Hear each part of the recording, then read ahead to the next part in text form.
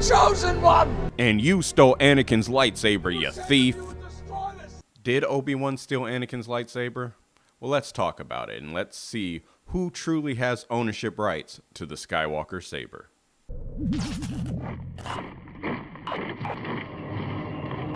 I will make it legal. If Obi-Wan stole Anakin's lightsaber, then he committed larceny. Larceny is the unlawful taking and carrying away of the owner's personal property with the intent to permanently deprive them of it. In order to determine whether this was an unlawful taking, we need to look at who has ownership rights in the lightsaber. Is it Anakin? Is it the Jedi Council? Is it both? Let's find out. I think there are a few pieces of lore that showcase that the Jedi Order has ownership rights to lightsabers. First would be the Kyber Arch. This is something that is shown in the High Republic, where this is a structure inside the Jedi Temple on Coruscant, where Kyber crystals were retrieved from the lightsabers of Jedi who had died, including those that fell in battle. Their Kyber crystals were used to make this arch. Next, you have Qui-Gon's lightsaber. After Qui-Gon died, Obi-Wan, in canon, gave it over to the Jedi Order once he returned from Naboo. In Legends, he used it for himself for a time and then gave it back to the Order. Next, we look at the case of Count Dooku. When Count Dooku left the Jedi Order and became a regular citizen, he was going to give his lightsaber back, and Yoda told him to keep it. This shows, whether through death or voluntary dismissal from the Jedi Order, that there is this expectation that the lightsaber goes back to the Jedi Order. It could also be argued that Anakin has ownership rights to the lightsaber, as he was the one that built it and he was the one that wielded it, and that cements title to him. However, the question becomes, is that title in him as a Jedi or just as a person? Because if it's him as a Jedi, when he becomes a Sith, does he forfeit that title to the lightsaber? If so, then he loses all rights, and when Obi-Wan takes it, it's not a larceny.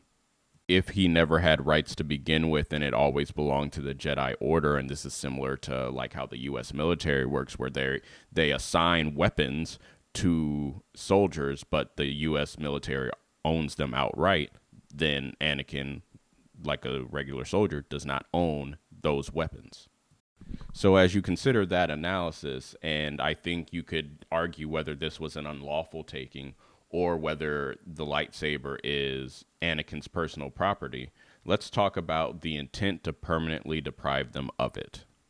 We know in real life the reason why Obi-Wan had to take Anakin's lightsaber was because he needed to have it to give it to Luke in A New Hope. But in canon, why did Obi-Wan take his lightsaber? Well, we don't really have a canonical answer for that as far as I'm able to tell. One could think that he took it because he knew Padme was pregnant with Anakin's child, which we later know are children. And so then he took it to give it to the child when they were of age. Or he could have been giving it to Padme because this is a piece of Anakin and he wanted to give it to her. We don't know. And if Obi-Wan thought Anakin was surely going to die there and he was going to give it to Anakin's next of kin, being Padme and then the children, then is that an intent to permanently deprive Anakin of it if he thought he was going to be dead? I would say yes, because Anakin is not dead at that time, and so the title does not pass to Padme or the children until Anakin would be dead. So it is an intent to deprive Anakin of it permanently. And I don't care what Anakin says or Vader says that Anakin is gone, I'm what remains. Legally, he's still Anakin Skywalker. But what do you think? Did Obi-Wan commit larceny when he took the lightsaber on Mustafar? Let me know in the comments below. But we're not stopping here, because there's still more life to who has ownership rights to this lightsaber. So let's continue our analysis under the framework that Obi-Wan has title in the lightsaber. So how does he transfer it to Luke? He does it via a gift. A gift is a voluntary transfer of a benefit without the need for any compensation, and it has 3 parts. There needs to be an intent to give, delivery of the gift to the recipient, and the recipient needs to accept the gift. I think it's pretty safe to say that all three of those elements were met. So let's continue. So what happens when personal property leaves the possession of the true owner? Well, it's either lost, mislaid, or abandoned. Let's talk about it. Property is considered lost when the owner parts with its possession unwittingly and is no longer aware of its location. Property is mislaid when the property was intentionally left in a place by the owner but was accidentally left behind. Property is abandoned when it was left by an owner who intentionally relinquished all rights to its control. So as a result of the duel on Bespin between Luke Skywalker and Darth Vader, where Luke loses his hand and the lightsaber, is the lightsaber lost, mislaid, or abandoned? Well, it's two of those, and I'll explain. So I think in this moment we can definitely classify the lightsaber as lost. Why? Well, as we look at the definition again, it uses the word unwittingly, but unwittingly as a synonym can also be unintentionally. And I think we can all agree, when Luke no longer had possession of the saber, in this moment, it was unintentional. When property is lost, the owner still retains the rights and titles to that property. So, as they escape Bespin, Luke still retains that title.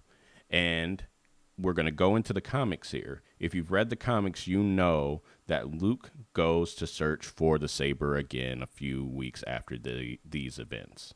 In Star Wars 2020 issues 3 and 4, Lando, Leia, and Luke return to Cloud City. Luke to get his lightsaber and Lando to get Lobot. As Luke reaches the smelting chamber where his lightsaber is likely to end up, he realizes that it's like finding a needle in a haystack. And during this time, he reaches out with the Force and he senses that Leia is in danger. As a result of this, he abandons his quest to find his lightsaber and goes to rescue Leia. And he does so. But he never goes back to find the lightsaber, and he recognizes that the lightsaber is only a tool. So thus, we can see that he also abandons his ownership of the lightsaber. So what happens when the sole owner of property abandons their rights to it and abandons the item? And whoever finds the abandoned property and takes steps to claim it, it becomes theirs. And in this case, it's the Pirate Queen herself, Maz Kanata. Although we do not know how, and who knows when we'll find out how. So presuming Maz doesn't receive it in any illegal or illicit way, she is now the owner and has the title for said property. So we know in this scene that Maz gives it to Finn. But does it count as a gift? Let's review. Take it. Does this satisfy our three elements? I believe it does. There's an intent to give, we see the delivery, and Finn accepts. God, I love the sound of a lightsaber. All right. Let's look at what happens next. That lightsaber. It belongs to me. Not so fast, Benny boy. You have no ownership rights to this lightsaber. Let's talk about intestacy. Intestacy is when someone dies without a will. And I don't think it's too far-fetched to say that Anakin or most other Jedi did not have wills. So let's use this Skywalker family tree. If Anakin dies without a will, the next person who would inherit, and under common law, would be Padme. And if Padme is dead, or when she dies, that all that she owns, if she died intestate, would pass on to Luke and Leia. But some people may say, Luke and Leia were adopted, so wouldn't they lose the legal rights? And in most cases, you'd be right. But Padme died before they were adopted, so everything that would be under Padme's will or in Padme's estate would pass on to Luke and Leia before their adoption.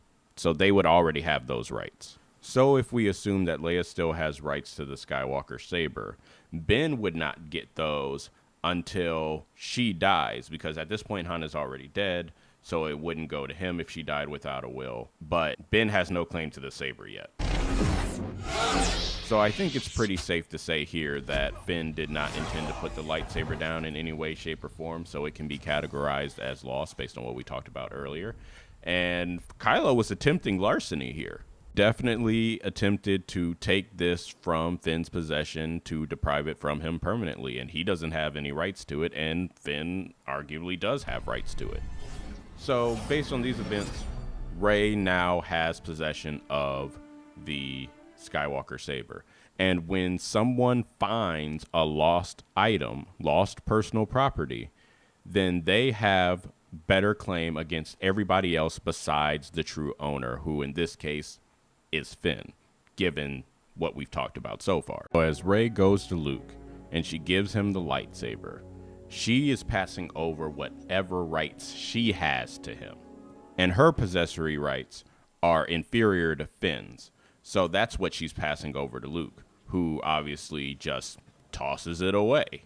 So then Luke abandons the saber again, losing all rights to it, and then Rey goes and picks it up and then gets those rights back that she gave to Luke. So if Finn is the true owner here, can he lose his rights to the saber? Well, as we talked about before, if he abandoned it, he could. And depending on jurisdiction, outside of common law, depending on jurisdiction, a true owner can lose their rights over a period of time if the statute of limitation expires on when they can claim lost property. So now we reach the end of our journey, as do the Skywalker Sabers, where Rey takes them to Tatooine and buries them at the Lars homestead. Now the question becomes, is this abandonment? I would say no. There is case law where it says that burying things at a burial plot or a family plot or family heirlooms and those kinds of items is not abandonment, because the person that is burying it is not intending to relinquish all rights but save it for future generations. It's not abandoned, so therefore it cannot be acquired over the objection of those descendants. So who can come legally claim the Skywalker Saber? Is it Rey? Any of her descendants? Is it Finn or any of his descendants? Or is it any future member of the Jedi Order? What do you think? Let me know in the comments below.